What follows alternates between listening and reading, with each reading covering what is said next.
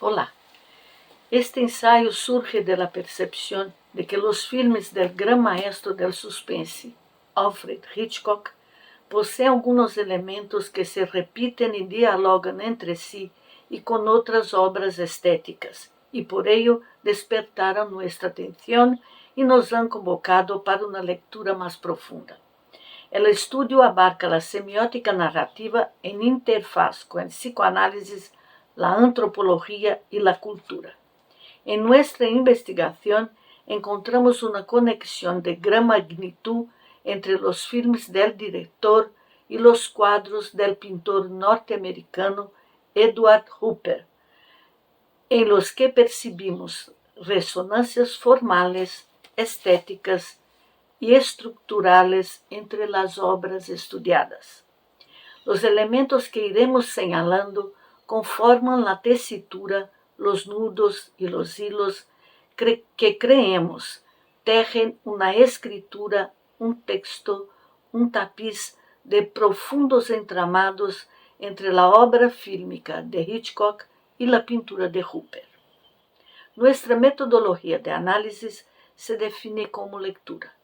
En el modelo de lectura que propone González Requena, titulado Teoría del Texto, el analista comienza su trabajo penetrando a través de los significantes del texto. Partimos de los significantes en busca de los significados en sus múltiples encadenamientos. De este modo, entramos en contacto con ciertos elementos fuertes que, al intercruzarse, define el tejido textual, la textura. La lectura posibilita una experiencia de encuentro con una red simbólica, porque está tejida con símbolos que resuenan en el sujeto, en el único sujeto posible, el que está delante del texto, el que lo lee, el que lo escribe, y lo que emerge es el sujeto del deseo, sujeto del inconsciente. La antropología visual propone no solamente mirar las imágenes, sino también percibir el carácter cultural implícito y subjetivo y de esa manera leerlas como textos. Según Samaín, se debe considerar la relevancia y la posibilidad de construcción de un diálogo entre áreas afines, como el arte, la antropología y las imágenes, para que haya un entendimiento de la cultura. Para el autor, es urgente recolocar el arte en el epicentro de la existencia humana, es decir, en el centro de la cultura, de todas las culturas. El psicoanálisis nos da el soporte necesario para abordar una teoría del lenguaje en relación directa con la constitución de la subjetividad humana. La semiótica narrativa nos permitirá una formalización del análisis que trataremos de trascender a una teoría del relato. Nos basamos también aquí, en esta investigación, en una de las máximas del historiador del arte Warburg. El autor utiliza varias posibilidades del estudio de la imagen para comprobar su tesis, que existen elementos en las representaciones icónicas que sobreviven al tiempo y que consiguen permanecer presentes en diversos períodos de la historia. Más allá del diálogo entre las obras de arte, lo que nos convoca es el diálogo que el texto fílmico establece con el lector espectador, es decir, procuramos llevar a cabo un recorrido penetrando por los hilos que tejen dicha tesitura, o, en palabras de Lacan, lo que tenemos delante es una obra. Vamos a intentar separar las fibras con la ayuda de los aparatos que inventamos. Nos basamos en gran medida en Eugenio Trías en su obra Lo Bello y lo Siniestro. Él afirma que el arte se sitúa en el vértigo de una posición del sujeto que a punto está de ver lo que no puede ser visto, y en y en que esa visión, que es ceguera, perpetuamente queda diferida. Es como si el arte, el artista, su obra, sus personajes, sus espectadores se situasen en una extraña posición, siempre penúltima respecto a una revelación que no se produce porque no puede producirse. La soledad y la melancolía van a brotar en la obra de Hitchcock, en los personajes retratados, en las historias de lo cotidiano, en los escenarios exteriores e interiores. Hemos encontrado una relación de la obra hitchcockiana con la pintura de Edward Hopper y creemos ha llegado el momento de coser los hilos que configuran esta tesitura. Es impresionante la relación pintura-cine en Hitchcock, pero cuando convocamos a Hopper, este diálogo estético es intenso. La mirada de Hopper busca materializar en sus cuadros momentos en los que está a punto de ocurrir. Nunca muestra el momento mismo, sino que siempre bordea lo que va a pasar. Generalmente son escenas de mujeres solas en sus habitaciones, con la mirada perdida en un libro, una carta, o delante de amplios ventanales à espera de que algo pase, ou à espera de alguém ou algo que está a punto de llegar. El amante, la muerte. Mañana en la ciudad muestra a una mujer desnuda de pie mirando por la ventana. No podría tratarse de la figuración de Marion Crane aguardando a Sam en psicosis algunos minutos antes de la escena que arranca la película. Quadro e filme dialogam assim em algo que está a punto de ser visto, pero que constitui uma mirada oculta al espectador. Y en la habitación de hotel, la mujer lee un libro mientras espera. La escena rima plásticamente con la de Marion Crane haciendo sus contas para devolver el dinero robado en Psicosis, o Judy, en Vértigo, escribiendo una carta a su amado Scotty, carta que nunca llegará a su destino. Tal y como los personajes de Hopper, estas dos mujeres no tienen salida, están atrapadas y su destino es la muerte, cruel e inevitable. En Casa al atardecer, Hopper muestra a cierta distancia una mansión con una mujer en la ventana. Ella busca con la mirada a alguien que está en el contracampo. En Vértigo encontramos una referencia muy semejante en la escena en la que Madeleine se sitúa en la ventana del Hotel McKittrick ante la mirada interrogante del detective Scotty. Se trata de mujeres distantes e inaccesibles, objetos que deben ser contemplados a distancia para no perder el halo. En Mañana en Cape Cod, la mirada se acerca al objeto de deseo y contempla a la mujer que a su vez tiene los ojos perdidos en el horizonte. El ventanal que marca a la mujer es como una jaula que aprisiona el cuerpo femenino situándolo a borde de algo que va a estallar a cualquier momento. La joven situada delante de una gran ventana tiene como Madeleine la mirada perdida en el horizonte, locura, alejamiento o soledad. La verdad es que las dos protagonistas poseen una mirada distanciada y misteriosa. Ocurre una sensación similar al contemplar el personaje de Madeleine. En Vértigo, con el puente de San Francisco como escenario instantes antes de su intento de suicidio. El puente Kingsborough, pintado por Hopper, marca el pasaje entre la vida y la muerte con sus colores verdosos é um paisaje dominado por la niebla. Un clima muy semejante al que se muestra en una de las escenas de Sombra de una duda.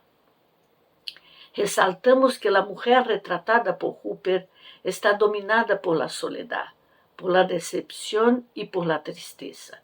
En muchas películas de Hitchcock encontramos planos casi idênticos a la pintura de Hooper, un diálogo estético de profundas conexiones estruturales y de sentido.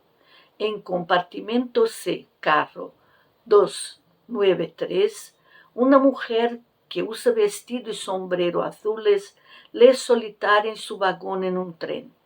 En 39 escalones observamos a Pamela a bordo de un tren en la misma postura y lugar del cuadro de Hooper.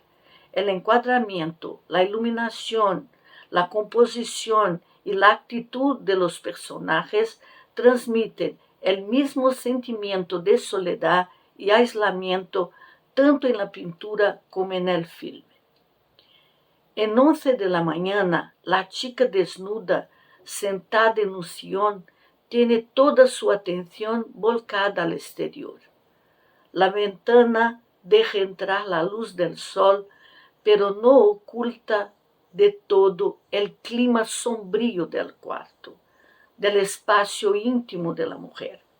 Siempre a la espera, como la chica del cuadro Sol de la Mañana, cuyos rayos de sol la inundan, pero no al punto de sacarle de su habitación, de su lugar interior. El propio Hooper se espeja en su obra y define: el gran arte es la expresión externa de una vida interior del artista, y esa vida interior resultará en su visión personal del mundo. No importa la edad, joven o madura, la mujer se encuentra en extrema soledad en la pintura del artista americano. En Ventana de Hotel, la señora de traje rojo aún espera, y el lugar casi desierto del atrio del hotel, sumado a su gran ventana, subrayan el vacío de la figura femenina.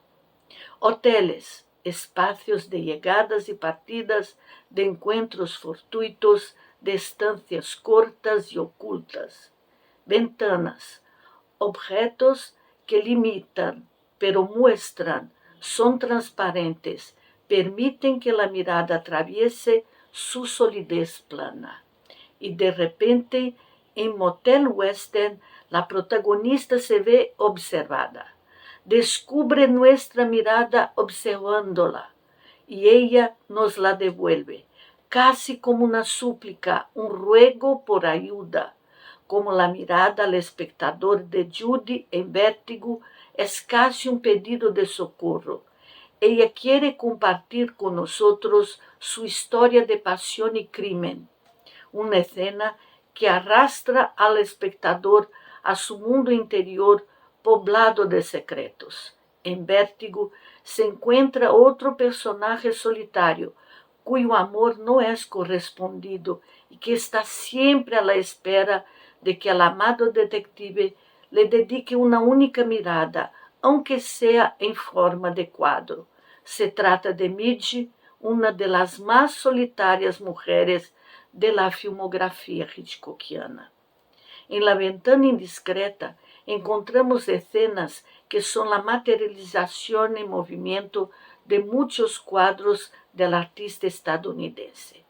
Hooper fue quien mejor pintó el drama de la mujer o la pareja moderna y sus momentos de melancolía frente a la ciudad que pulsa y vibra delante de sus ventanales. En La Ventana Indiscreta, las pequeñas historias también se narran a través de los cristales de las ventanas.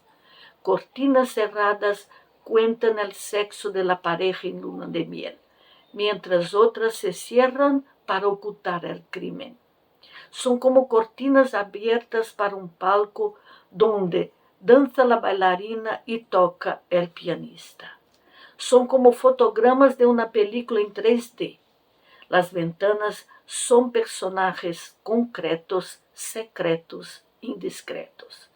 En La ventana indiscreta observamos la solitud del artista plástico, la del músico, la de la bailarina e incluso la del asesino.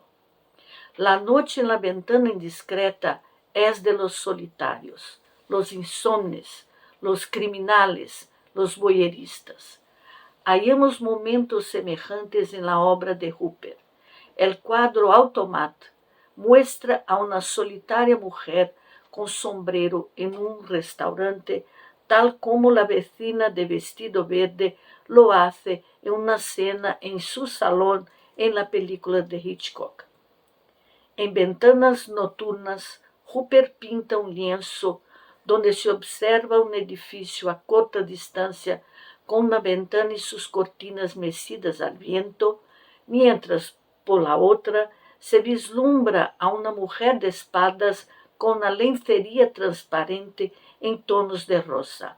Es una escena muy similar a la de La ventana indiscreta, cuando vemos a la bailarina con trajes semejantes en una postura de cuerpo casi idéntica observada por Jeff. En Habitación de Hotel, una mujer está sentada en una habitación y tiene un libro abierto al que parece leer, pero su rostro está ensombrecido. Una imagen similar se muestra en la película a través de una rendija de una ventana del edificio de enfrente. Hooper, en Cuadro de Nueva York, muestra una pareja en la que cada uno está a lo suyo. Él lee el periódico y ella está melancólica, inmersa en sus pensamientos mientras teclea en un piano. Los personajes de Hooper no se comunican, no tienen salida. Observamos una escena muy semejante cuando el artista está junto a una mujer en su piso en La ventana indiscreta. El cuadro Oficina por la noche muestra a una muchacha trabajando después del expediente de pie delante de un archivo, mientras su jefe está en su mesa leyendo. La pintura nos recuerda una secuencia de Marnie la ladrona cuando la protagonista trabaja después del expediente para su jefe enamorado. La oficina y la atmósfera de una relación llena de interrogantes del cuadro está presente también en el film de Hitchcock, como lo está el interrogante. ¿Qué es lo que viene a continuación? ¿Una violación? ¿Un robo? El apartamento acuario de Festín Diabólico nos conecta al cuadro Halcones Nocturnos de Hooper. La escena de la pintura retrata tres personas sentadas en la barra de un bar mientras les sirve un camarero. Pero la diferencia es que el escenario de Hitchcock, el espectador se localiza dentro del propio acuario y no como observador pasivo o alguien situado fuera como en el cuadro de Hooper. Pero en ambos el clima de claustrofobia ronda los personajes atrapados y observados en su acuario de cristal. Los edificios de Hooper parecen haber constituido una fuente de inspiración para Hitchcock. En Casa en la Ferrovía, la atmósfera asustadora y enigmática también está presente en Psicosis. El cuadro fue una verdadera inspiración para la siniestra mansión de los Bates. Como en una pintura de Hooper, la historia de la sombra de una duda se narra con frecuencia a través de las ventanas y mediante las propias ventanas. Las luces se encienden y se apagan y revelan detalles del enredo. Hooper posee, como Hitchcock, la mirada de voyeur para captar los momentos privados, las situaciones misteriosas, solitarias e íntimas. La pintura de Hooper respeta un certo alejamiento, una distancia necesaria para no perturbar al objeto representado. En Interior de Verano de 1909, el pintor muestra el interior de una habitación con una cama deshecha y una mujer desnuda en el suelo en postura de total desconsuelo. La imagen nos conecta con la de Marnie deshecha después del rechazo de su madre. Pero el pintor toma prudentemente una distancia necesaria para no perturbar a la mujer en su momento de melancolía. En eso se diferencia Hitchcock, que en ciertos momentos se acerca tanto al punto de hacer estremecer al espectador, pues invade la figura y muestra, en primer plano o plano detalle, momentos como la violencia o la muerte. Muchas gracias.